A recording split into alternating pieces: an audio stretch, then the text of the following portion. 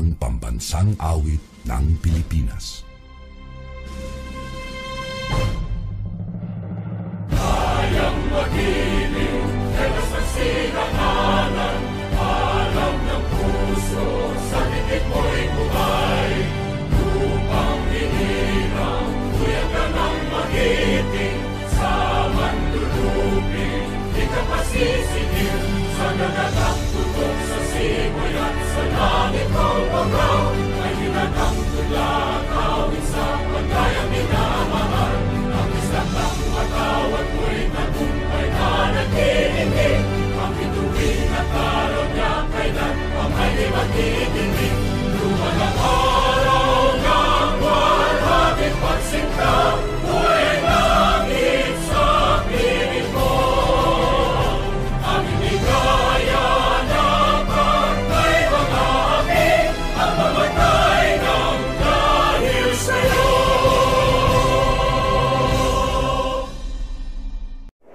Sa bawat bayaning sinilang sa kasaysayan ng Pilipinas, isa ang laging nangingibabaw, si Dr. Jose Rizal. Ang kanyang buhay ay hindi lamang kwento ng talino at kabayanihan, kundi isang inspirasyon sa bawat Pilipino. Sa aming dokumentaryo, samahan ninyo kaming tuklasin ang kanyang paglalakbay mula pagkabata hanggang kamatayan at ang pamana niyang walang kapantay.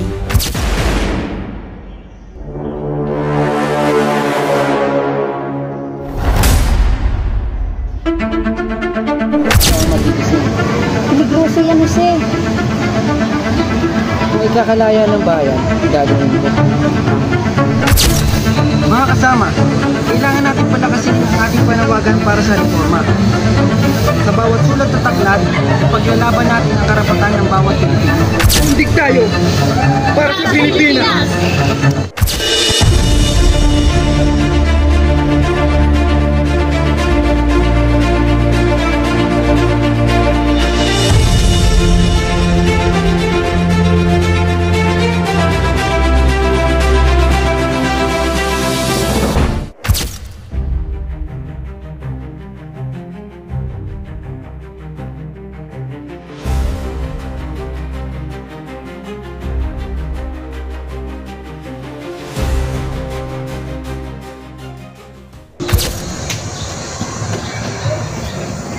Pepe anak, napakabait mong sanggol. Sana sa paglaki mo, maging matalino at mabuting tao ka. Tignan mo siya, Teodoro. Para bang naiintindihan niya ang mga sinasabi mo. Siyempre naman, mana sa atin. Turuan natin siyang mahalin ng Diyos at pamilya at ang bayan.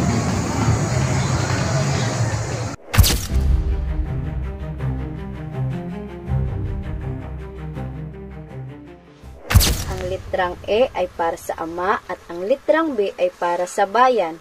Kung matutong magbasa pa, inay. Sige, Pepe. Mayroon akong kwento para sa'yo. Bago tayo mag-umpisa, basahin mo muna ito.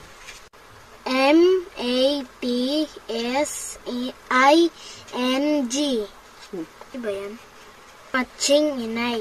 Pepe, ang kwento ni Matching at ni Pagong. Isang araw, may natagpuang puno ng saging, sina Matching at Pagong. Pinuto nila ito at hinati sa dalawa. Kinuha ni Matching ang itaas na bahagi na may dahon, habang si Pagong naman ang ugat. Tinanim ni Pagong ang sa kanya, lumago ito. Hindi naman tumubo ang kay Matching. Nang magbunga ang tanim ni Pagong, ninakaw ni Matching ang saging. Pepe, ano ang masasabi mo sa kwento na binasa ko? Sa kwento, inay, kahit mabagal ang Pagong, siya pa rin ang nagtagumpay. Kasi po, siya ang masipag at matyaga. Ganyan ka rin, anak. Dito pa lang makikita ko na ikaw rin ay magiging matatag sa gitna ng mga pagsubok. Inay, gusto ko pa pong matuto. Tunay kang hindi pangkaraniwang bata, anak. Ang talino mo'y biyaya para sa bayan.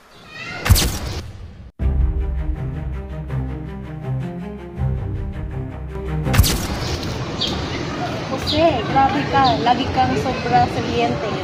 Hindi sapat ang talino kung hindi gagamitin para sa bayan.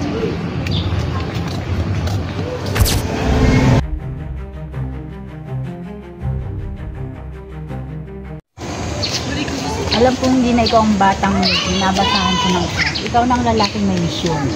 Pero sa puso ko, kayo pa rin ang una kong guruin mo. Ang una nagturo sa akin ng letra, pag-ibig sa bayan at pananampalataya. Pepe, paglaban mo ang katotohanan. Andito lang kami kahit lumayo ka. Paalam mo.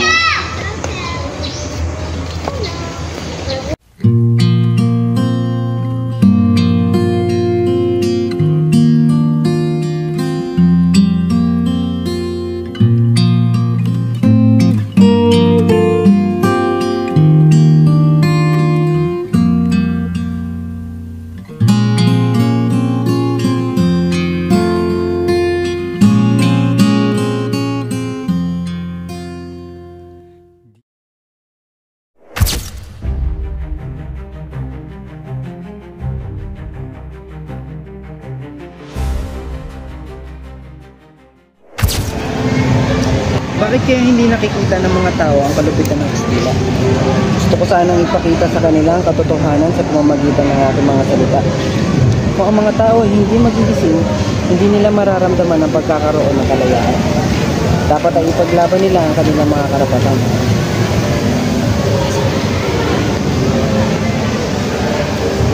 Kailangan ko itong isulat. Mata ng Pilipino ang magigising. Peligroso yan, Jose. Kung ikakalaya ng bayan, gagawin ko.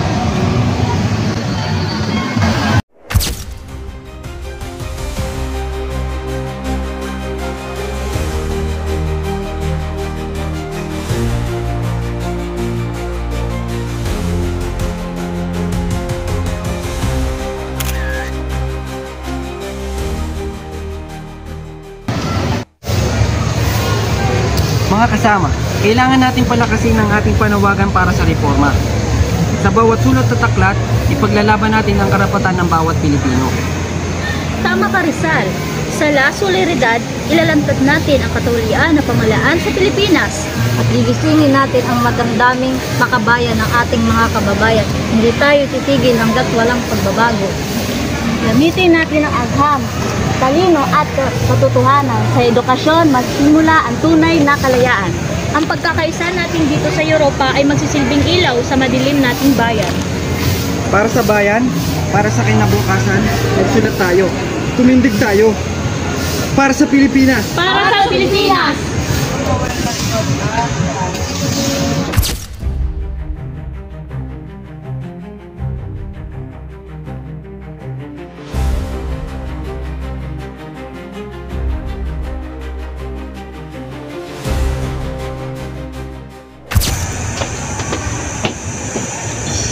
Jose Rizal, ikaw ay inaakusahan ng pagpapalaganap ng ideyang mapanghimagsik. Ikaw ay aming hinuhuli. Hindi ako rebelde. Ang aking layunin ay kapayapaan at katarungan. Ngunit kung ito ang kapalit ng aking paninindigan, aking gagawin.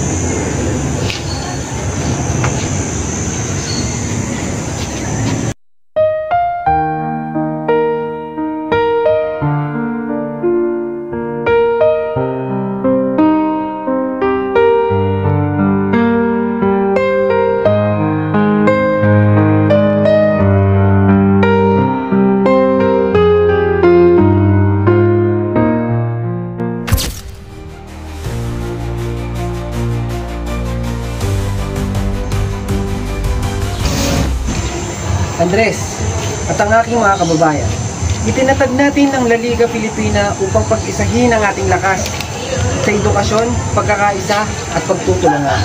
Makakamit natin ang tunay na reforma. Sumusuporta kami sa iyong layunin, Rizal. Ito'y simula ng bagong pag-asa para sa sambayanan. Josephine, hindi ko inaasahan na magpapasaya sa akin dito sa Qatar. Ikaw ang nagsilbing liwanag sa aking kapatid. Rizal, sa kabila ng lahat, pinili kong manatili. Nais kong makasama ka saan mang dako ng mundo.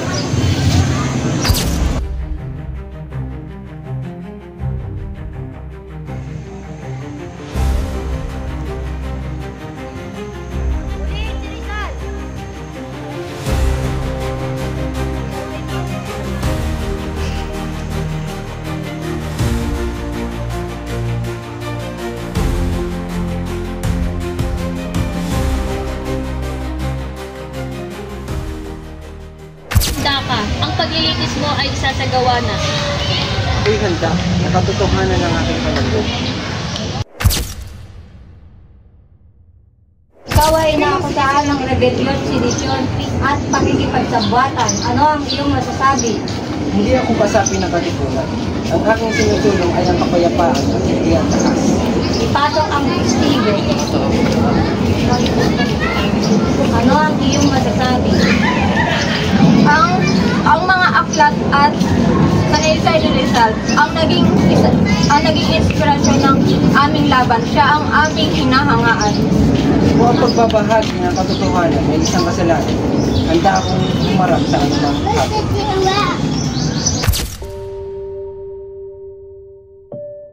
Adiós, patria dorada, región del sol querida, perla del mar de oriente, nuestro perdido Edén. A darte voy alegre, la triste mustia vida, y fuera más brillante, más fresca, más florida, también por ti la diera por tu bien. Ito na ba ang iyong huling tula? Oo, Josephine, ito ang aking huling paalam. Hindi lang para sa iyo, kundi para sa buong bayan. Hindi kita iiwan sapagkat ang laban mo ay laban din ng bayan.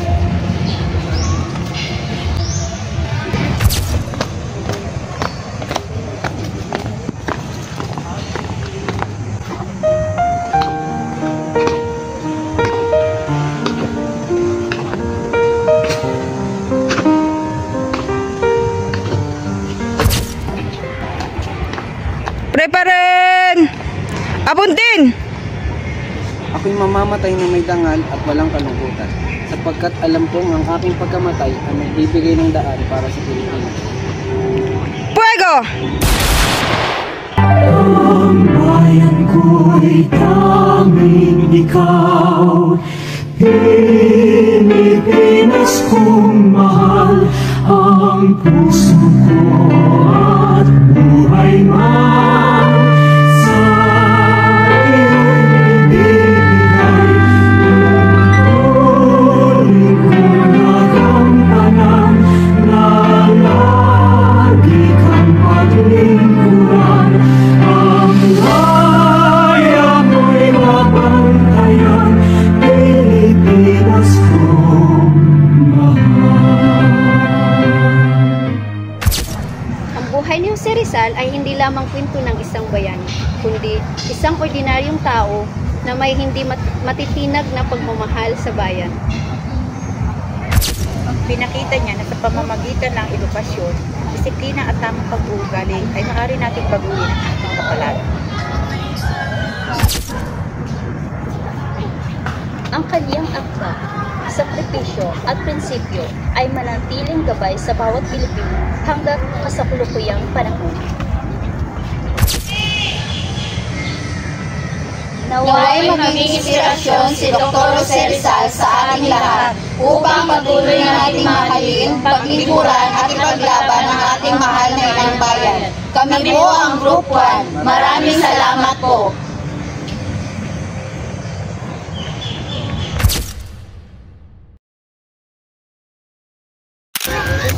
Grabe ka, lagi kang sobra suryente. Kasi, grabe ka, laging sobra. Uy, wala pa! Hintayin mo muna yung camera, mga ganon. Panawagan para sa reforma. Sa bawat sulat at aklat, ipaglalaban natin ang aking karapatan ng mga... Tama ka, Rizal. Sa lasunod, Paglaban mo ang katotohanan, Pepe. Nandito lang ka, kahit nasa malayo ka, nandito lang ka. Okay. Tignan mo siya, Chadora. na dahil mabuti kang tao. Tignan mo siya, Theodora. Mapanghimagsik. Ikaw ay aming hinuhuli. May magpapasaya sa akin sa pagkakatapat. Hindi kalimutan ko! Talino at mabuting tao ka. Tignan mo siya, Theodora.